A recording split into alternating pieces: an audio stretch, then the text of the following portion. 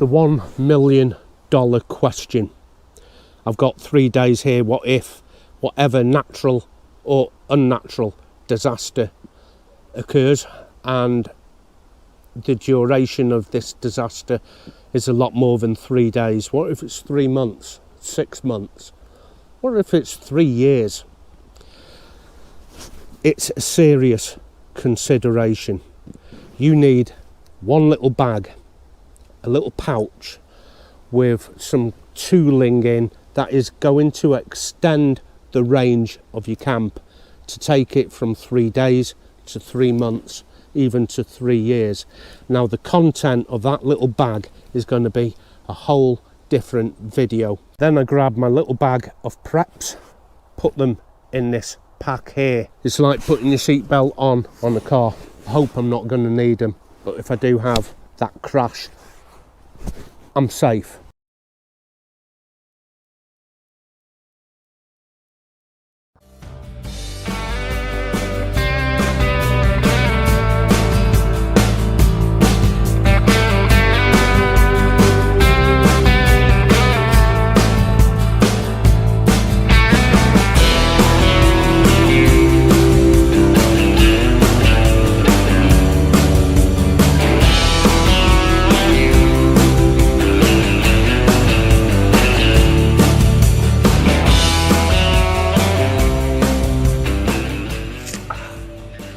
Hi and welcome to bexbugoutsurvivor. In this video we're going to look at a part of my long-term sustainment pouch. It is also included with my tooling, so things like spades, saws, axes I kind of keep in a rocket pocket like that, so if I do need to extend the range of my bug out from 3 days to many months or even years, this can be part of an inch pack. I'm never coming home. My first 3 days will be catered for with a bug out bag, and that should be minimal. That should be really minimal components. And a few years ago that went the other way. Everyone was putting everything in the Bergen just for 3 days. Now remember, the British Army with their Bergen have everything they need, but it's catered for 3 days. They have a 3-day supply of food and then underwear, etc. Everything 3 days. Anything after that, they're going to need a drop. So then a lot of people were starting to make videos on YouTube recreating the soldiers' CMO, complete equipment marching order. And actually I think the soldier will probably have less individual components for survival than somebody who is a survivalist, say on YouTube. It is pretty much a basher, a pad to sleep on, and a sleeping bag, and a bivvy bag, and a stove. Now I'm not including food and water and things like that, but there's only 5 or 6 individual items. All the rest of the things that go into the Bergen will be for a particular operation. Now my inch pack is catered for long-term sustainment, and part of that are seeds. If I can grow seeds into food, not only will I be eating well, but also the people around me will be eating well if I share my resource. So I might have a really good harvest one year and I've got surplus and I need to give it to somebody who is hungry. But in return for me giving them my food, it's a trade. I will want something in return. In the previous video, we looked at grooming, haircut, shaving, even if it's not only for yourself. Some people don't want the long straddly hair. They might even have lice and just want to get rid of the hair.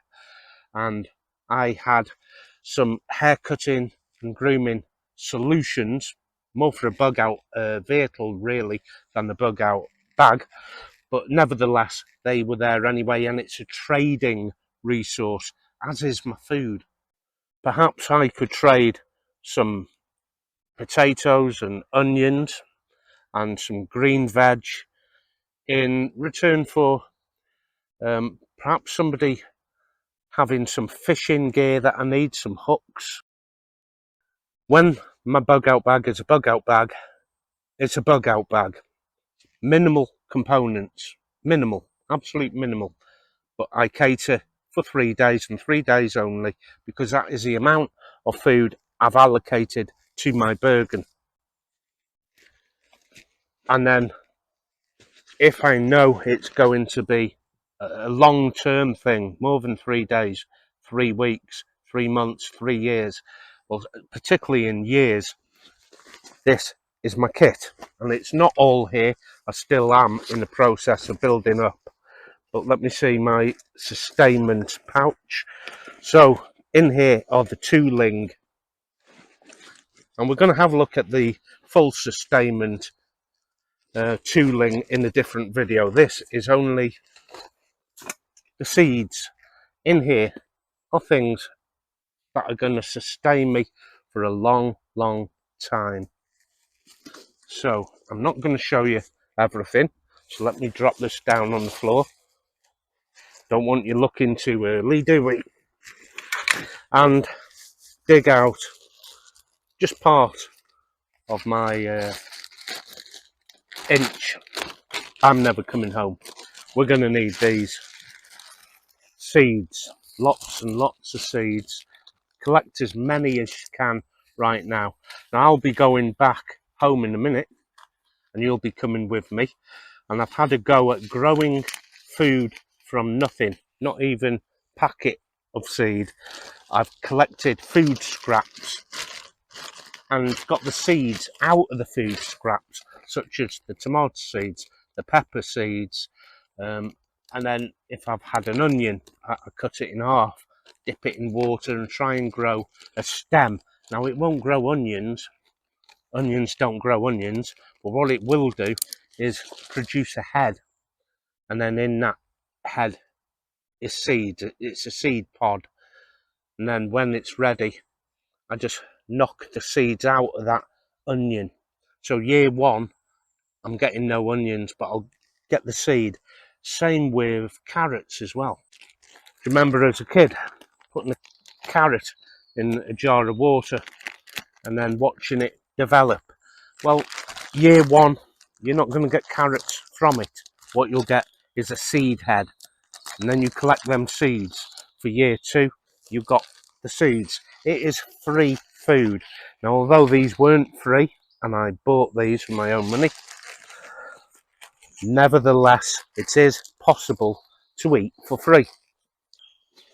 So how do you eat for free? If you live in an urban area right now, you might have an outdoor market that sells fruit and veg. And at the end of the night, they'll all sweep up and make maybe a good job of sweeping up. But there'll always be a rogue tomato or a bit of fruit, veg that they haven't swept up that contains seeds. All I have to do is pick up this discarded, unwanted bit of vegetable or fruit, and then what I do is get the seeds out, dry the seeds, and then plant them. And this is all brand new to me. I am not the world's best horticulturist, hence the need for me to practice. And that's what I've been doing. I've been practicing growing from seed with nothing, not even a packet of seeds like you've just seen, finding fruit and veg, harvesting the seed, trying to grow it, composting as well. I don't want to go out and buy compost because in an inch pack situation, I'm not going to bring the compost with me, and maybe I won't be able to buy any either, so I've had to make my own. Everything I'm about to show you has been a learning experience for me.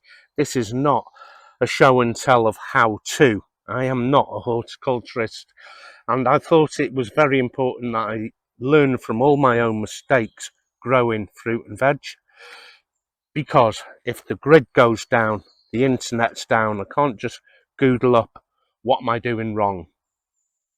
Instead, I've got to try and figure it out. So this is what I've been doing.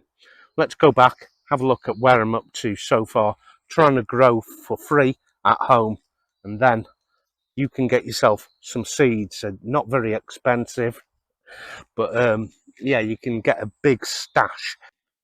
Not only could you be eating for free, but you could be using the food to trade for something you want. It'll be a two-way deal that two people are happy with. Okay, let's go back and have a look at my attempts at growing some food. These were all grown from an actual store purchase pepper. These ones here are under a cloche, and they do grow a lot better under a cloche, a mini greenhouse. So a free mini greenhouse, the bottom of the plant pots are also a drinks bottle, cut down, holes in.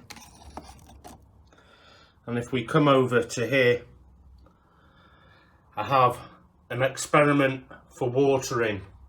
I just kind of water when I see they need it. The experiment shows when I water the tub, they're growing a lot taller than the ones at the back here.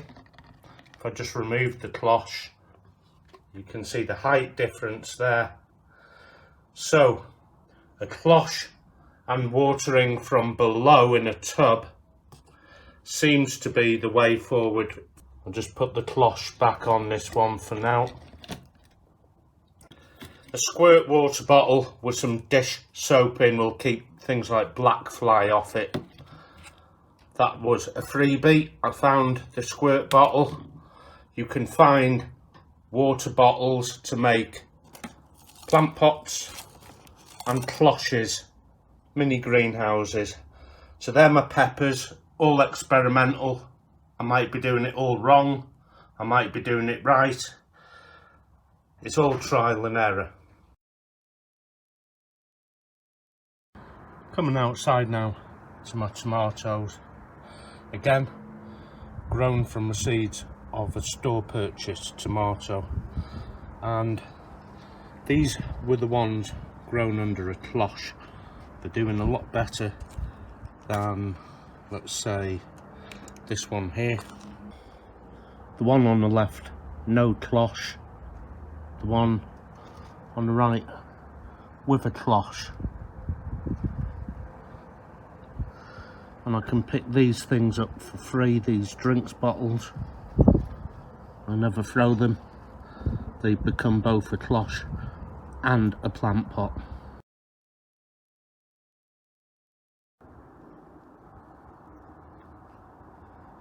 So they're my strawberries. They're not doing incredibly well. I'm sure there's something I'm meant to be doing with them. I just don't know what. Obviously a quick Google will show me what I'm doing wrong, but I do want to try things trial and error first. In a bed, more tomatoes. Now I've grown these in a block, so there's lots of stems there, and it's in the soil, and I've taken no care of this whatsoever. Haven't touched it, fed it, watered it, left to its own devices, and every time I do that, my tomatoes come up beautifully. The more care I seem to put into growing tomatoes, the worse they do. Free food. Downside of the shed here are my raspberries. A nice stealthy way of growing some crops. Even take advantage of this space here. And I've eaten my crop. That'll come back next year. I don't touch it, I don't water it, I don't feed it. That has come up really quickly and easily. I like this. Look at that.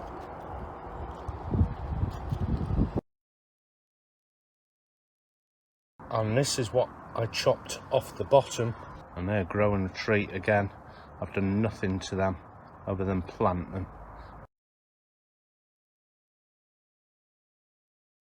Now we're coming into my dry stores, the shed, and I have a tub. I just have some Hessian sacks on, and this is where I keep my finishing compost. This is just ready to dry out. So food scraps and grass cuttings in here. This is the final stage. I want to dry it out before I sift it. You can see how rich it is, full of nutrients, very black, which is a really good sign. I'm happy with my composting. Look at the quality of that. So in here is my finishing compost. I'm finishing it off, drying it up, and the one outside is what I'm put all the food scraps and grass cuttings in, and it doesn't look like that at the moment, but it doesn't take that long.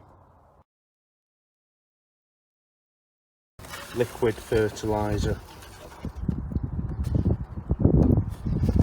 I'll have to make some more of that. Again, totally organic. And what that is some compost tea. T&P. Literally. Okay, it's been fantastic. I'm really happy with some elements of it. Some things I have just thrown, like the tomato in soil, and haven't watered it, haven't touched it, and it grew brilliantly, and loads of tomatoes. The things I put a lot of care into, my other tomatoes, didn't seem to do so well, and it's been that way with a lot of things I've just thrown in the ground and not watered even. They've come up really well. Buckets, I think, is the way forward. That is something I'd be doing in the garden. However, in an inch pack situation, I've always got my eye open now for buckets. I've always got my eye open for polythene to make kind of a greenhouse. I've always got my eye open for 2-litre bottles to make mini cloches and 1-litre bottles to make plant pots. And then the compost I can make out of leaves and grass cuttings. And no, I'm not going to bring a mower with me. I can literally just pull grass and let it rot down for a bit and mix it with the leaves and build quite a substantial amount of compost, which is the growing material that's going to be my food. Again, I'm going to put a reminder in for you here. I am not a horticulturist. I don't specialise in growing food, and I bet you there's 1,000,001 things I'm doing wrong. Same with fishing. I can throw a worm on a hook and get that into some water, but I haven't got some of the know-how, some of the secrets. And yeah, I watch YouTube to help me, but a couple of you in the comments have been really helpful regarding fishing. You know, they've given me a sentence, just one sentence, and I thought, right, that's stored up here, and I can use them 2 sentences by a couple of different people, and I've got that bit of knowledge. Knowledge-based survival is always going to be a lot lighter and maybe better than carrying kit. I think you carry kit if you haven't got the knowledge. This is why I have kit for my horticulture. I just haven't got enough knowledge, as well as the fishing gear as well. Same deal. I just haven't got the experience and knowledge other people would have growing up doing this, as where I haven't. I'm going to give you a perfect example. There are people, you can make fire from friction, rubbing sticks together, and it's a skill I've had to master over many, many, many years, and the amount of fails I have had far surpass the times I've been successful. So I don't need the cigarette lighter, and I don't need the flint, and I don't need the ferrocene rod. I could just rely on the knowledge. However, having a cigarette lighter and having things like a ferro rod, I prefer, because it's less time consuming. In part 1 we looked at parts of the grooming kit: hair cutting, shaving, a little strop for a razor, and maybe you could trade. There are people who are going to be willing to shave all the hair off, and you give them a shave, and then perhaps they could give me some potatoes in return. We're going to be a trading community, and I think that is our fervent hope for all preppers, to get together and trade skills as well as trading some kit. However, I'm a soloist. I'm only ever going to seek out company when I need something, when I need to trade. There are groups online and they'll tell you where they're all going to meet up. And then you've got a big community then. I don't like the idea of non-preppers knowing where preppers are going to meet up. It's kind of pointless. All you'll have are a load of people who haven't prepped, who expect you to give them your things. And that could even lead into a violent situation if you refuse to give them your kit without any trade in return. So always think about that. If you are in a prepper community online and you've all agreed to meet in a certain place, just consider that are non-preppers reading that as well. So they're my seeds. Part 3, we're going to look at the sustainment pouch. Part 4, we'll look at the tooling for an inch pack. So until next time, take care of yourself. I'll see you out there. Happy trails.